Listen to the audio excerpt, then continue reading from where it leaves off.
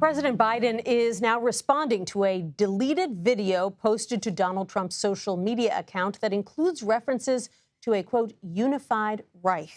Take a listen. A unified Reich? That's Hitler's language. That's not America's. He cares about holding on to power. I care about you.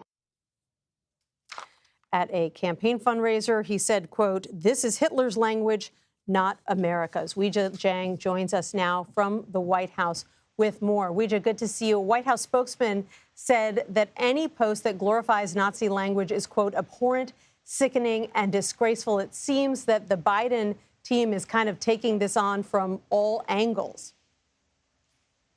Exactly, Nancy. In fact, we just heard from President Biden, who was asked about this earlier today, and he told reporters when asked for a response that it would take too long. But then the Biden campaign released this video that was filmed sometime this morning, we are told, reacting to this Trump Truth Social post. And the White House says they're not going to weigh in on anything that has to do with the 2024 campaign, but certainly has something to say about this post. As you mentioned, Andrew Bates, who is a senior spokesperson here at the White House, used those words, abhorrent. He also said that any anti-Semitic dog whistling is dangerous and offensive and profoundly un-American. So the White House is not accepting this as an accident. They are saying that this was very intentional language that the former president, I should say, chose to amplify. Nancy.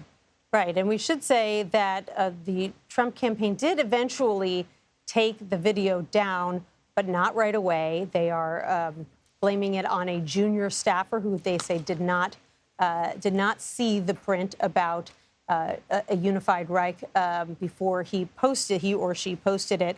But this isn't the first time that the Biden campaign and the president himself have expressed concerns about Trump's rhetoric. So how does this incident fit into the campaign's larger message about threats to democracy? Well, the campaign issued a statement to say that this is yet another example of Donald Trump wanting to rule as a dictator over one group of people. And he talked, according to the campaign, has mentioned this several times, Nancy. They provided a list of incidents in which they say Trump used similar language, pointing to, as an example, the protest that we saw in Charlottesville, Virginia, where neo-Nazis marched. And, of course, we all remember Trump saying that there were fine people on both sides of that argument. He's talked about migrants in a way saying that they have poisoned the blood of America, which, of course, is echoing similar language that Hitler used in the past. And so the campaign says this is not an accident. This is not a one-off. This is a pattern of behavior that shows that Trump wants to rule this country in a certain way. And, of course, they continue to remind people of what happened on January 6th and accuse the president of spearheading that entire effort. Weijia, when it comes to the campaign, we're now in mid-May. It feels like the cadence of campaign travel is picking up for this president. He's been in several states over the past 7 days. What does his travel itinerary tell us about the strategy going forward? Well, the White House would say that it's just President Biden being the president and that he often travels. But what we are noticing, Nancy, is that he does go on official trips as president, but then he attaches campaign events to those. As an example, today he's in New Hampshire talking about some of his policies, but he is hopping on a plane and going to Boston for 2 campaign events. And as you mentioned, this weekend he was in the critical swing states of Georgia and Michigan, both in his capacity as commander-in-chief, but as a candidate as well. And so we are also seeing that he is traveling a lot more and hitting those really important states, Nancy, that will likely determine the outcome of the election. Part of the prerogative of being president, you can head to battleground states and call it an official visit. Weijia Jiang at the White House, thanks so much. Sure. Now we're going to bring in our reporter panel, Sabrina Rodriguez and Dave Weigel. Sabrina is a national political reporter for The Washington Post, and David is a politics reporter for Semafor. Good to see both of you. Thanks for coming in. Dave, I want to start with you. I mean, you've been covering the Trump campaign for a long time. When it comes to this controversy over this video, how much of it has to do with anti-Semitism and how much of it has to do with a campaign that is just run in a somewhat haphazard manner? They don't necessarily have the processes and procedures that you might see on another campaign that would prevent a video like this from being uploaded in the first place. Yeah, I did get deja vu when I saw this last night, because I remember writing in 2016 about Trump sharing images that had Stars of David placed as if they were bigoted items. I've seen basically far-right figures create memes for Donald Trump that he shares. I covered this with Ron DeSantis' campaign. Because there are two things happening here. One is this supply issue, where there are a lot of far-right activists who make videos that make it up to Donald Trump without a filter. The other is, yes, the campaign's pretty well organized. The campaign is the RNC on lock. It has raised more money than the Biden campaign in the last month, but it has a candidate who can't be disciplined that way, who can't stick to an answer on abortion, who can't stick to posting videos that don't harm his campaign. And I think that set it up very well. The Biden campaign wants people to think of the Trump years as chaotic and think of Trump as a risk if he's president again. So something like this, as minor as it is, to some people, as much as it was online for an hour, I see why they jumped on this. They want people to think of the chaotic Trump that they have never given a popular vote majority to, starting in 2016. And yet, Sabrina, as David points out, for the first time ever last month, Donald Trump actually came out on top when it comes to fundraising.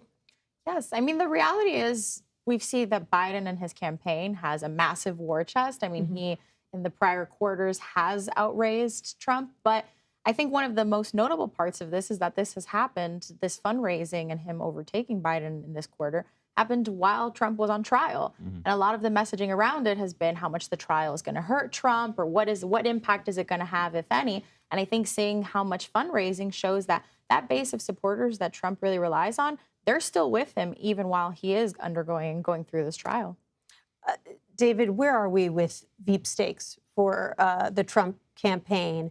Who has sort of fallen away at this point? Who still has a shot at being chosen by the former president? Kristi Noem has fallen away. Every Republican agrees with that. Republicans I was talking to in the last week described this process that we all watched unfold in real time. But from their perspective, people who saw her in the top 3, the top 5 of Trump's picks, she's gone. She's not making a comeback. She can keep holding events, but it's not going to happen.